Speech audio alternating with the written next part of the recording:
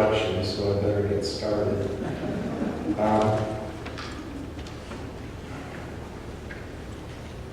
It's always difficult to give a title to a reflection because by the time you actually write it, and then between the time you write it and deliver it, at least I have usually gone around like about 20 times in terms of what I think.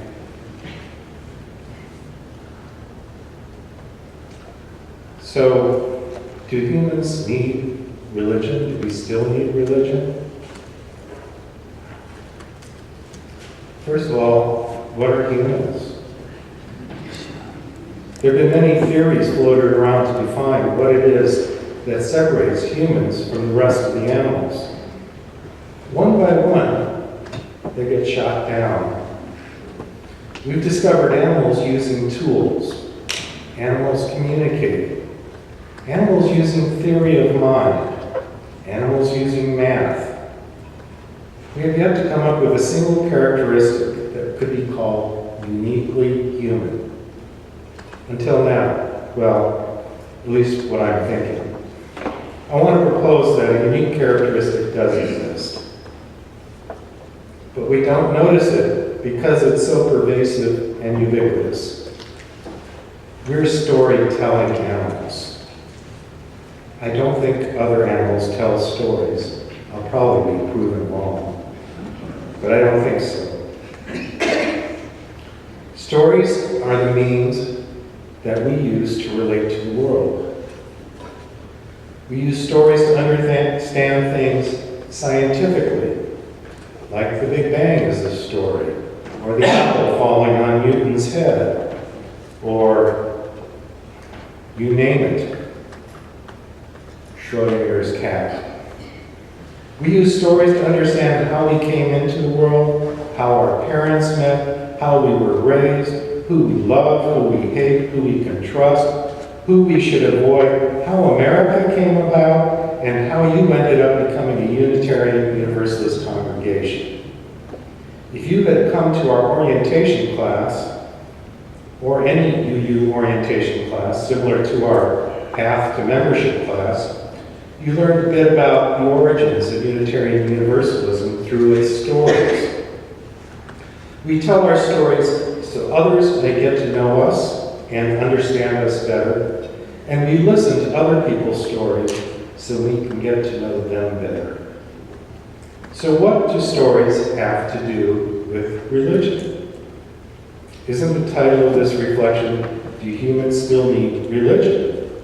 Well, it talks about humans. Does it talk about religion too? What I believe is that we, as societies, need a religious dimension. Maybe not every individual in society needs to be part of a religion, but as a society, we need religion.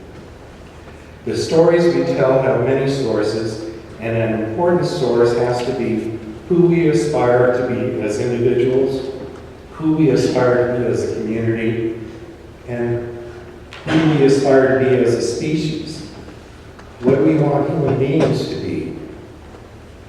This aspirational identity, on a communal level and as a species, is a religious identity. The stories that make up the communal aspirations can be fables, parables, or things as cryptic as koans. They can be told to us as stories, or we could be asked to participate in ritual or meditative activities which open us up to experience stories firsthand. It is a communal identity that grounds us in a common past and projects us into a common future.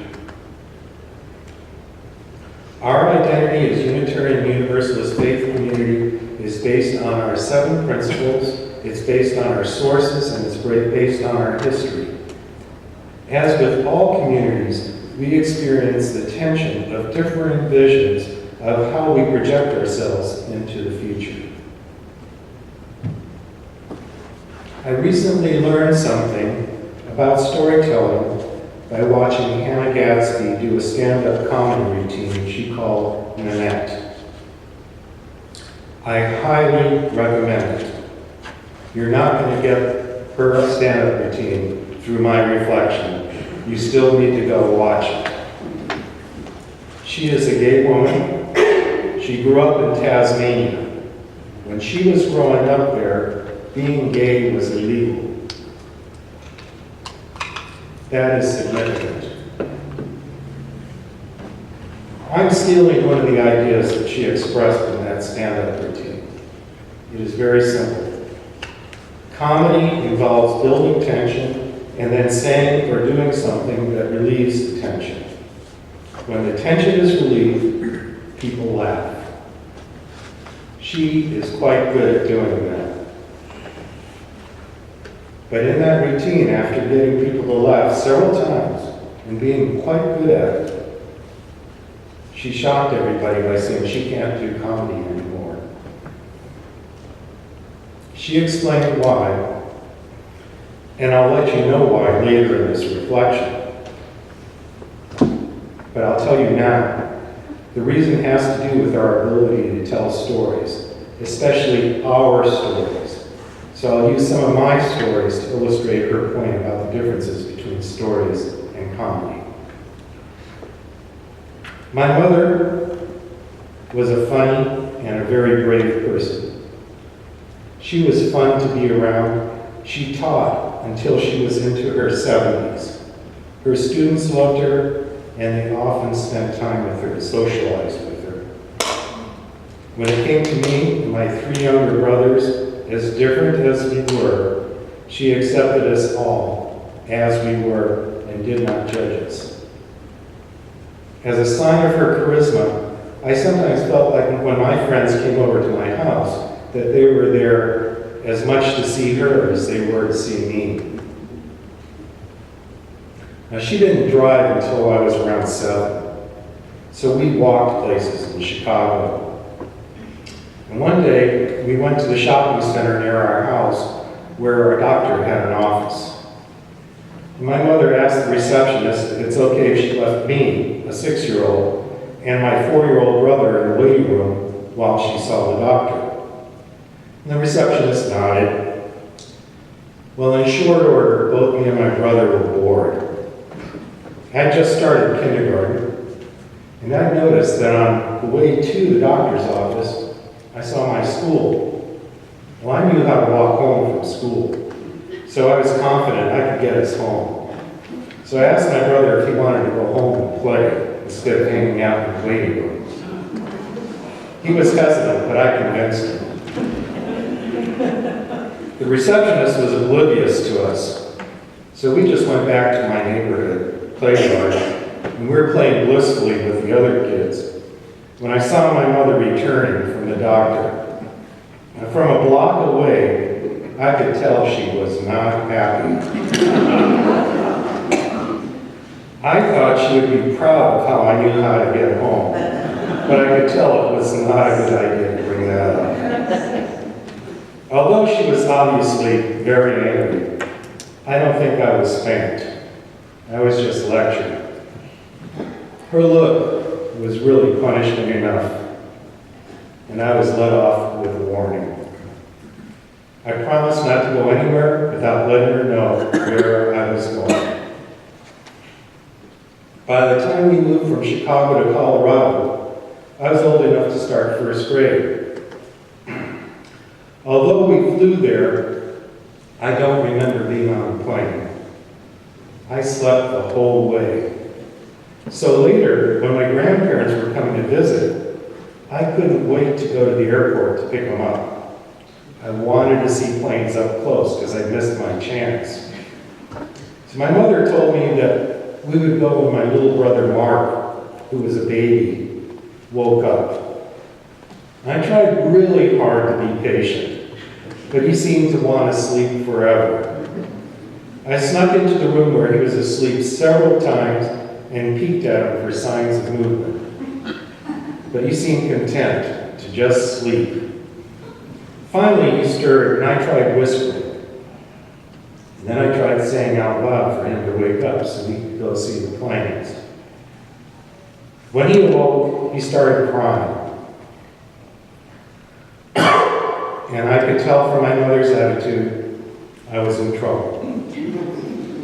Evidently, everything I needed to know, I did not learn in kindergarten.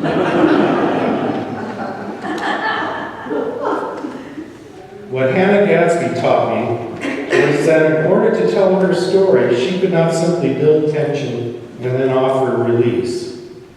Stories have a beginning, a middle, and an end. She needed to tell her story through to the end.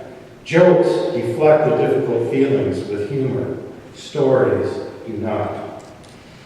Religion gives us a framework of communal stories that help us make sense of our individual stories. All of our stories combine aspects of science, psychology, community, history, culture, and when done right, religion includes questioning, curiosity, and dialogue. These are all, I'm proud to say, hallmarks of being a Unitarian Universalist. Here are the stories behind the cute anecdotes I told earlier.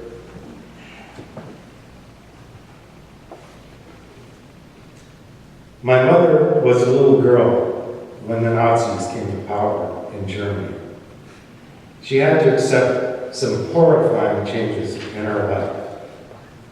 And as a naturally independent, rebellious girl, I know it was not easy on her.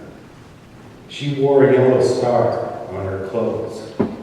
She could not use public transportation or public restrooms. She could not enter public parks. She attended a Jewish school, and she was confronted daily with propaganda about how she, her family, and friends were not fully human. The Nazis did not believe in the first principle. My grandmother told me that one morning she sent my mother and aunt to school, and they returned almost immediately. They reported that the teachers had all been arrested and the school shut down. That evening, the windows of all the shops owned by Jewish people were broken, and the owners were dragged from their homes in the pogrom known as Kristallnacht. Around the same time, my grandfather was tipped off that the Gestapo was going to arrest him. He managed to be smuggled to Berlin and then out of Germany to England. My grandmother made plans to escape, but my mother had such bad tonsillitis that she needed a tonsillectomy before she could go. Jewish people could not be treated in a hospital. She had it done in the doctor's office. She was about 10, and the doctor made her sit on his lap to perform the procedure.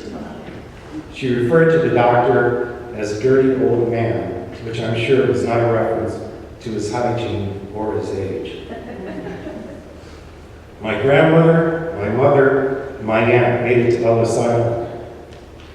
The officer who questioned my grandmother told her that my mother and her sister looked too different to both be her daughters, and asked her if she would just come through with just one of them. To her credit, my grandmother said that she would stay until they allowed her to pass through with both daughters. My mother once told me she had fantasies about what she would do if the Gestapo came to the house, but then they did come. They were looking for my grandfather. They were big. She was about 10. They wore jack boots. They carried guns. When they entered, she realized there was nothing she could do. She had to stifle her fear and her anger. So fast forward again to us as a family who just moved to Colorado, waiting for my grandparents to come visit. I'm anxious to go to the airport to see airplanes. What I did not say when I wanted the anecdote to be a joke about me not being very smart is that for the first time in all the years up to that time, and for the last time I can remember, my mother lost it. All the anger of losing relatives to hate, moving to a strange country, going to a high school with a serious gang problem, being hated just for being Jewish, being abused because she was a cute girl who needed her tonsils out, it all emptied out on me. At least it felt that way. I was just starting first grade, and usually when I got caught doing something wrong, I stood and waited for whatever punishment was meted out, whether it was spanking or a lecture. But this time, I ran. I was more scared than I'd ever been.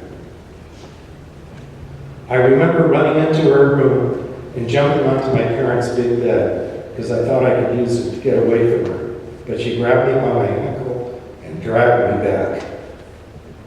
And then came the blows. I tried my hardest to avoid them, but they were coming too fast. Several times she let up and I crawled away, but then she grabbed me and dragged me back again. It was over quickly, I'm sure, but I was too scared to even cry. When she left the room, all I could do was lay there. I never saw her lose her temper like that again. Not ever. When I was much older, I told her how traumatic it was for me. She nodded and said she remembered it, and she apologized. She explained that my brother, Mark, had been having trouble breathing. He was very sick, and she was afraid if he didn't get to sleep, she'd have to put him back in the hospital. And then I forgave her. At this point, our stories merged. Over the years, she evolved for me, from being a source of comfort and nurturing to being someone I can relate to as another person. She ceased being a character in my story and became a person for me with her own story. She and I were both imperfect human beings. If you accept the definition of sin as missing the mark, then you'll know why I believe that we're all sinners. I think we all see ourselves as works in progress. We have a vision, a story about who we are, and a vision of who we want to be. I know that I'm guilty of scaring the heck out of my mother on more than one occasion, and I know that she experienced more fear in her life than I could ever know. I know that she felt responsible for losing her temper with me. In the end, we have to find a way to continue, to move forward, to persist. Religion gives us a means to forgive those who have hurt us. Being able to forgive others helps us to get unstuck from the pain of being hurt. It also gives us the ability to forgive ourselves, which we must do to feel worthy of being loved and experiencing joy in our lives. Religion is not the only path to achieve this forgiving and forgiveness, but it works for me. The reason I wrote this reflection is because of John Shelby Small, an Episcopal bishop, who wrote a book about Christianity called Unbelievable. In that book, he described 12 things that need to change in Christianity to save it. By the time he was done, the 12 things he proposed seemed to strip Christianity of everything that made it Christian. Among other things, he took out original sin, virgin birth, Easter, prayer. I wondered why he felt it necessary to save Christianity if he had cut out so much of it in order to save it. Then it occurred to me, for him, saving Christianity was saving religion. Because we don't practice religion, we practice a religion, and the religion he practiced was Christianity. I practice Unitarian Universalism. The Dalai Lama practices Buddhism, and Bishop Spong practiced Episcopalian Christianity. So if he wanted to continue to practice religion, he felt it was that important, He had to somehow save Christianity for himself. So when he was done, what did he say remained? In Bishop Spong's words, what remains is to live fully, love wastefully, and to have the courage to be all that I can be. Those were his words. To live fully, love wastefully, and to have the courage to be all that I can be. My stories are my own, but they are built upon our stories as Americans, our stories as UUs, and my family's stories. Not everyone needs to be in religion, but as a race, I think it gives us all a dimension that helps us to make sense of who we are and who we want to be. To do anything well is difficult. To live up to the 7 principles is very hard. I like Bishop Spong's words and have adopted them as a way of living our principles. I too would like to live fully, to love wastefully, and to have the courage to be all that I can be.